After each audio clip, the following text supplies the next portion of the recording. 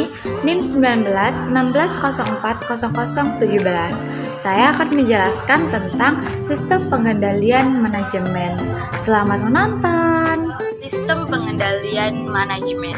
Maksud dari sistem pengendalian manajemen ini adalah bagaimana seorang manajer itu mempengaruhi karyawannya untuk mencapai suatu tujuan bagi perusahaan. Adapun sebab adanya sistem pengendalian manajemen, yaitu ada 3. Yang pertama, kurangnya pengarahan. Maksudnya adalah kurangnya rasa kepedulian seorang manajer kepada karyawannya.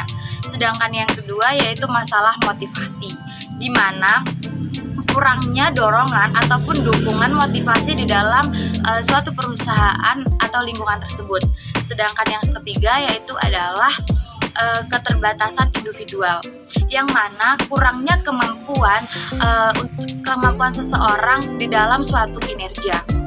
Jikalau ada kegagalan di dalam sistem pengendalian manajemen, yang pertama itu adalah keterlibatan di dalam finansial. Maksudnya itu adalah suatu perusahaan itu tuh sudah mempunyai target tertentu, namun gagal, maka akan terjadi kerusakan di dalam finansial tersebut. Dan yang kedua itu ada rusaknya reputasi, di mana perusahaan itu akan rusak reputasinya. Terus yang ketiga atau yang terakhir itu merupakan kegagalan bagi perusahaan, di mana perusahaan tersebut akan tutup ataupun bangkrut. Selanjutnya, pembagian sistem pengendalian manajemen, yaitu ada 4 sistem pengendalian manajemen. Yang pertama, pengendalian hasil, yaitu suatu pengendalian yang dikerjakan sesuai dengan keinginan agar tujuan tersebut berhasil. Dan apabila tujuan tersebut itu berhasil, kita akan mendapatkan imbalan yang berupa bonus, naik jabatan, ataupun promosi.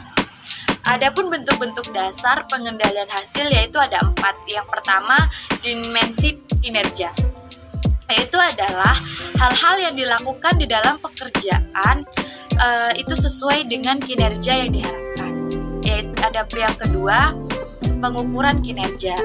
Suatu perusahaan itu dapat dinilai baik secara finansial maupun non-finansial. Dan yang ketiga, pengukuran target kinerja. Dan yang terakhir yaitu pemberian imbalan. Yang kedua, pengendalian tindakan, yaitu adalah suatu perusahaan dapat memastikan apakah karyawannya ini dapat melakukan suatu tindakan yang menguntungkan atau merugikan perusahaan. Adapun bentuk-bentuk dasar dalam pengendalian tindakan yaitu ada 4. Yang pertama, pembatasan perilaku, yang dimana seorang batasan pada karyawan agar tidak terjadinya kendala di dalam perusahaan. Contohnya pada ruangan teller yang hanya boleh dimasukin oleh orang-orang tertentu.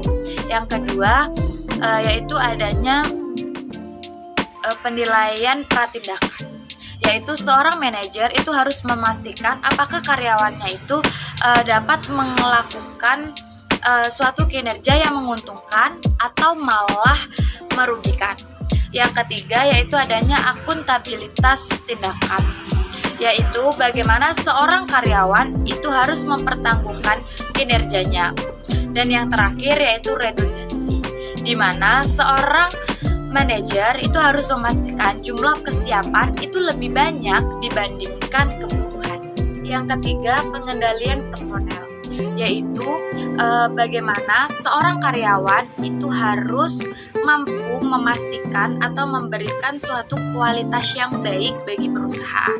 Bentuk-bentuk dasar pengendalian personel yaitu ada 3. Yang pertama, seleksi atau penempatan, di mana seorang manajer itu harus mengetahui di mana karyawan itu diletakkan atau ditempatkan sesuai dengan kemampuannya. Yang kedua yaitu adanya pelatihan, yaitu untuk menambah wawasan atau pengalaman bagi karyawan. Dan yang ketiga yaitu adanya desain atau resourcing, di mana seorang manajer itu harus mengetahui pekerjaan itu agar tidak bertele-tele dalam melakukan suatu pekerjaan.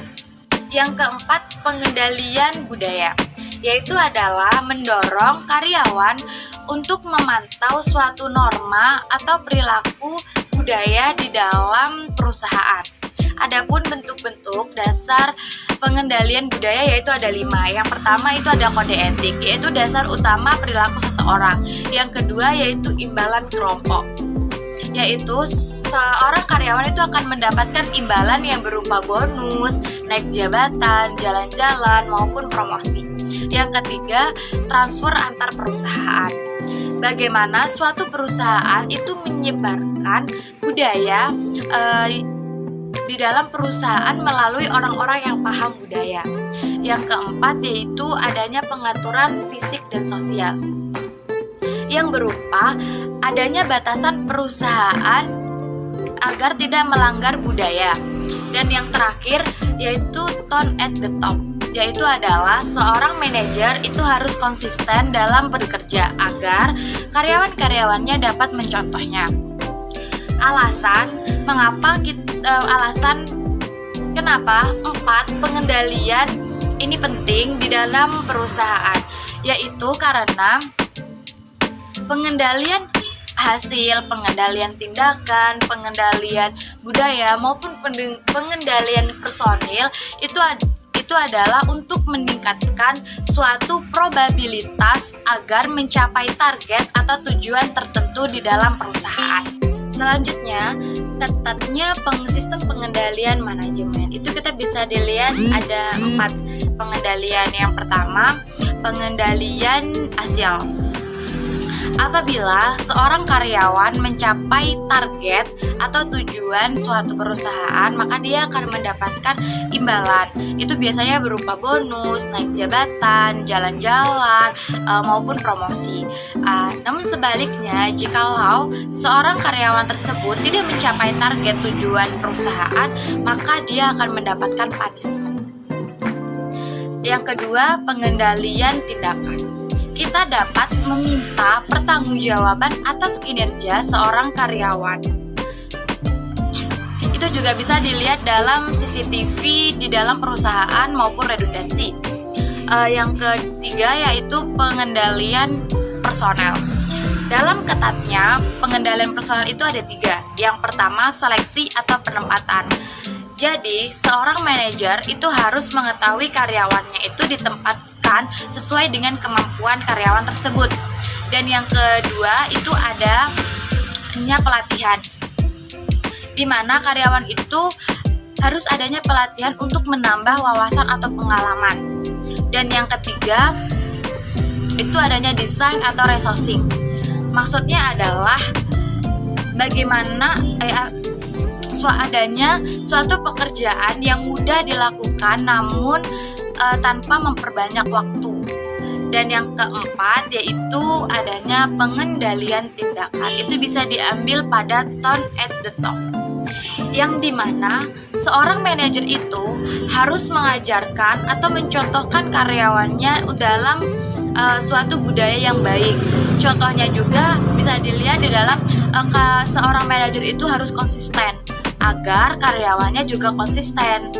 Selanjutnya, biaya sistem pengendalian manajemen, yaitu ada 2. Yang pertama, biaya langsung. Maksudnya yaitu adalah itu bisa diambil dari aktivitas pengendalian yang mencakup biaya moneter. Dan itu biasanya terdapat di dalam pengendalian hasil dan pengendalian tindakan. Dan yang kedua yaitu biaya tidak langsung. Itu berhubungan kepada perubahan perilaku atau penundaan pekerjaan.